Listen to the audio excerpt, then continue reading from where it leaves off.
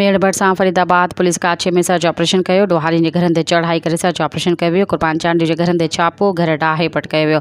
16 प्लेटूं बोर भॼी छॾिया, चौपायो माल 12 ढोर पुलिस काहे वई आहे। के इंशा DSP दादू पुलिस टाला साण करे जागी पई।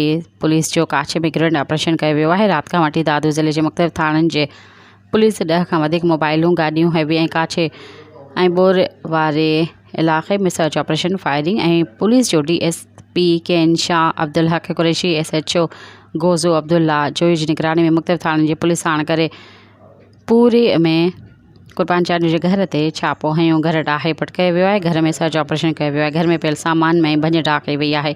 घर में बीठल चौपायो माल 12 ढोर 6 ज़ोरकारियुनि में विझी पुलिस काहे खणी वई। इन मौक़े ते घर धणी कुर्बान चांडी जी घरवारी मीडिया सां दाहिंदे चयो त पुलिस बेगुनाह घर ते चढ़ाई करे घर खे ढाहे पट करे वई आहे। घर में पियल 2 लख रोक रक़म, चौपायो माल पुलिस काहे वई आहे। असां सां नाहक ज़ुल्म कयो वियो आहे। हुननि SSP दादू खां मुतालबो कयो त असां सां इंसाफ़ कयो वञे। होॾां DSP केन शाह अब्दुल हक कुरैशी मौक़िफ़ ॾींदे चयो त काछो नोगो एरिया बणिजी चुको आहे, ॾोहो वधी रहिया आहिनि। सब्सक्राइब कयो अवामी न्यूज़ HD खे ऐं ताज़ा तरीन ख़बरुनि लाइ ॾिसंदा रहो अवामी न्यूज़ HD।